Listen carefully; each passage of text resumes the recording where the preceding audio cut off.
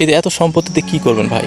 5 তলা 10 তলা বাড়ি করছেন, সন্তানকে উচ্চ শিক্ষায় শিক্ষিত করার জন্য বিদেশে পাঠাচ্ছেন, মানুষের হক মারছেন, মানুষের ঘাড়ে ধাক্কা দিচ্ছেন, আপনার রাজনৈতিক পাওয়ারে মানুষকে হত্যা করছেন, নির্যাতন করছেন, মানুষের টাকা ছিনিয়ে নিচ্ছেন। তো বিভিন্ন কার্যকলাপগুলো আপনারা করছেন, 5 তলা 10 তলা বিল্ডিং তুলছেন। তো দিন শেষে এই সম্পত্তিগুলো কি আপনি ভোগ করতে পারবেন? আবার এই যে মানুষগুলোর ঘাড়ে ধাক্কা দিলেন, এই যে মাজলুম মানুষগুলো, এদের যে অন্তরের দোয়া, সেই দোয়া কি আপনাকে জানাতে নিতে পারবে? পারবে না, তো জাহান্নামে ঠেলে দিবে। তো আপনার সন্তানদের আপনি উচ্চ শিক্ষার জন্য বিদেশে পাঠাচ্ছেন, আবার মাদ্রাসায় যেসব ছেলেমেয়েরা লেখাপড়া করে তাদেরকে ভিক্ষুক বলছেন, তাদেরকে সন্ত্রাসী বলছেন। এই যে আপনার সন্তান যারা বিদেশ থেকে ডাক্তার ইঞ্জিনিয়ার হয়ে দেশে ফিরে আসে, দিন শেষে আপনাদেরকেই সেই বৃদ্ধাশ্রমে রেখে আসে। এই সন্তানগুলোই আপনাদের ঘাড়ে ধাক্কা দিয়ে বের করে দেয়।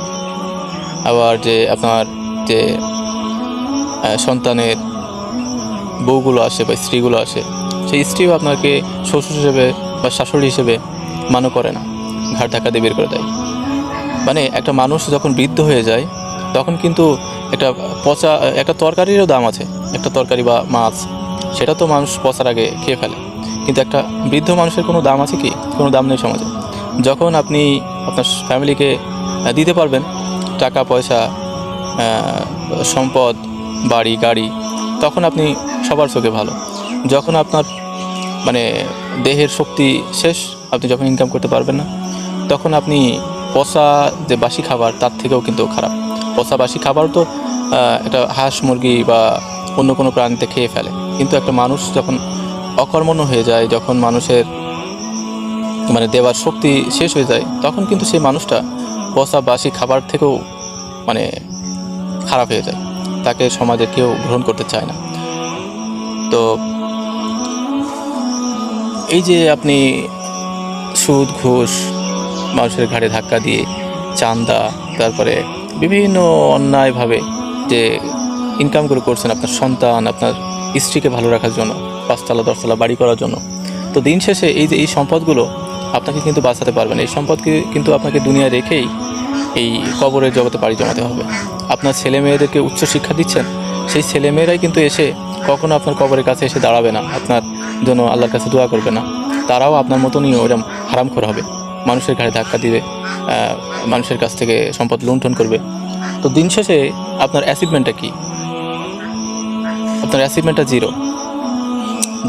দুনিয়ার জগতে হয়তো আপনি রাজা ছিলেন, কিন্তু কবরের জগতে আপনি গিয়ে সেই একটা কি বলবো, দারোয়ানের থেকেও আপনার সম্মান নিচু হয়ে যাবে, কারণ আপনি তো জান্নাত পাবেন না, আপনি জাহান্নামে যাবেন। তো আপনারা উচ্চশিক্ষিত মানুষ, এই উচ্চশিক্ষিত মানুষগুলো যে এরকম মানে মূর্খের মতন কাজ করেন, বা মূর্খের থেকে অধম, এটা আসলে মেনে নেওয়া যায় না।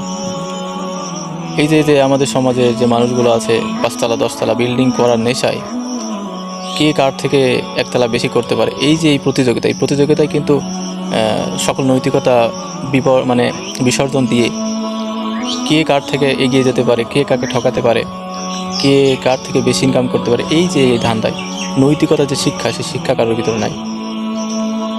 তো আমার মনে হয় it should be basic knowledge of Islam. এই বেসিক নলেজ আপনার সন্তানকে দিতে হবে। আপনার সন্তান একজন ইঞ্জিনিয়ার হোক, বিজ্ঞানী হোক, ডাক্তার হোক, এটা আমরা সবাই চাই, দেশের মুখ উজ্জ্বল করুক, কিন্তু ওর নৈতিক জ্ঞানটা থাকতে হবে, আল্লাহর জ্ঞান, ইসলামের জ্ঞান, কোরআনের জ্ঞান। তাহলে ও যখন ডাক্তার হবে, ও যখন ইঞ্জিনিয়ার হবে, তখন ওর দ্বারায় কোনো 2 নম্বরই কাজ, কারো ঘাড়ে ধাক্কা দেওয়া, কারোর কাছে ঘুষ নেওয়া, সুদ খাওয়া, এই সকল কাজ তার দ্বারাই হবে না। সে তখন আল্লাহকে ভয় করবে। সমাজ আস্তে আস্তে কীভাবে পরিবর্তিত হতে পারে, বা কীভাবে পরিবর্তন হতে পারে, মানুষের ভালোর জন্য, সমাজের ভালোর জন্য কাজ করবে। তো এই জন্য একটু বুঝতে শিখুন। হয়তো আমার এই কথাগুলো আপনার ভালো লাগেনি, কিন্তু একটু ভেবে দেখবেন যে কথাগুলো ইফেক্টিভ কিনা। তো তাকে সুবিবেচক বলা হয় বা সুশিক্ষিত বলা হয়, যে কোনো কথাকে উড়িয়ে না দিয়ে সেই কথাটা একটু ভাবে, একটু চিন্তা করে। তো আশা করি এই কথার ভিতরে যদি ভুল থেকে থাকে বা কোনো কিছু যদি ভুল বলে থাকি অবশ্যই ক্ষমা দৃষ্টিতে দেখবেন এবং কথাগুলো একটু চিন্তা করার জন্য অনুরোধ জানাচ্ছি এবং ভিডিওটি অবশ্যই শেয়ার করবেন এবং পেজটি ফলো দিয়ে আমাদের সাথে থাকবেন। ধন্যবাদ।